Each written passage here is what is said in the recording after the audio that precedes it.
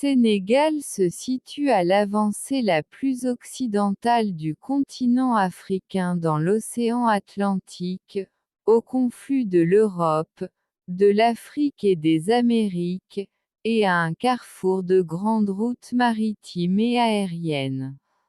Géographie d'une superficie de 196 722 km², il est limité au nord par la Mauritanie, à l'est par le Mali, au sud par la Guinée et la Guinée-Bissau, à l'ouest par la Gambie, et par l'océan Atlantique sur une façade de 500 km. Dakar, 550 km², la capitale, est une presqu'île située à l'extrême ouest. Relief, hydrographie pays plat au sol sablonneux ne dépassant pas 130 mètres d'altitude sauf à la frontière sud-est vers la Guinée.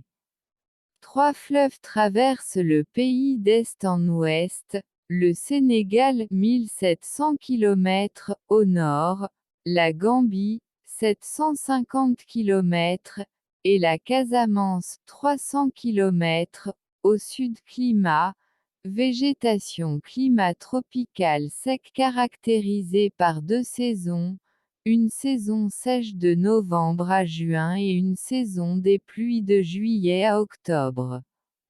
3 types de végétation, forêt au sud, savane au centre et steppe au nord. Au Sénégal, le sport mobilise activement la jeunesse et est considéré comme un vecteur de développement social et économique. Toutes les disciplines sont représentées, mais les plus populaires restent le football, le basket et la lutte traditionnelle. Le football est certainement le sport le plus populaire au Sénégal.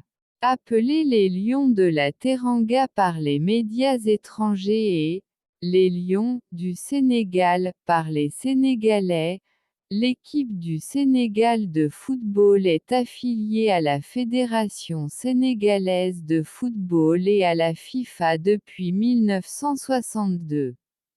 Elle n'a pas encore gagné la Coupe d'Afrique, mais a été tout proche en 2002 au Mali face au Cameroun en finale et en 2019 en Égypte face à l'Algérie en finale.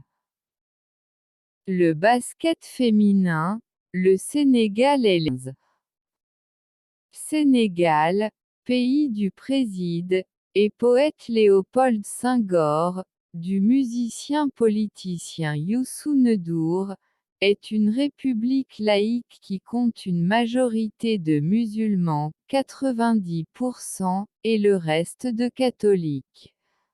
Il accueille de nombreux touristes européens, surtout français.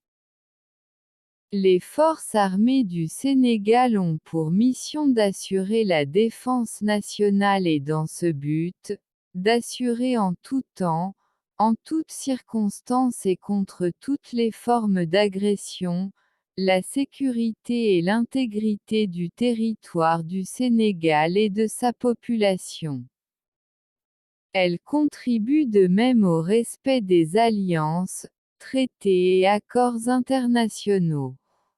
La mise en œuvre de la politique de la défense est arrêtée par le président de la République qui est responsable de la défense nationale, dont il exerce la direction générale et militaire. Chaque ministre est responsable de la préparation de l'exécution des mesures de défense incombant au département dont il a la charge.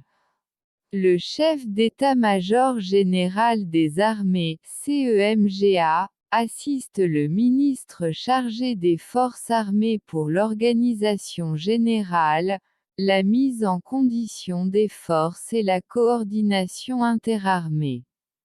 Il est chargé de la préparation des plans et des opérations militaires.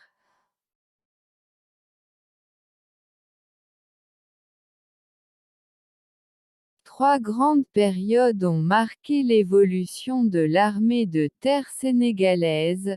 La première période de 1960 à 1971, création de quelques bataillons et participation à la sécurisation de la frontière sud dans le cadre de la guerre de libération de la Guinée-Bissau et aux opérations de maintien de la paix au Congo (ONUC).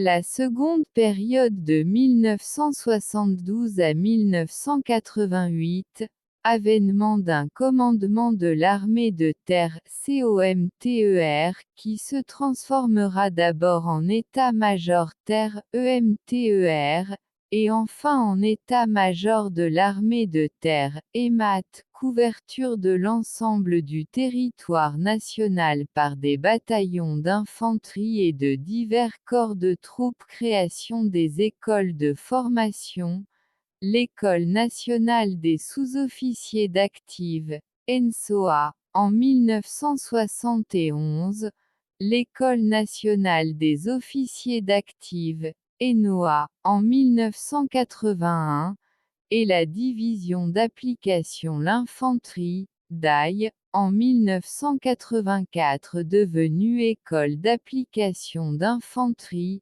EAI, en 1990. Participation de l'armée de terre à des opérations de maintien de la paix au Tchad, au Zaïre, au Sinaï, FINUS, au Liban, FINUL, et en Gambie, FODE-CABA 2. La troisième période de 1988 à nos jours, montée en puissance des formations opérations simultanées dans la vallée du fleuve Sénégal et dans le sud du pays en 1989. Je vous laisse regarder le défilé de nos diambars.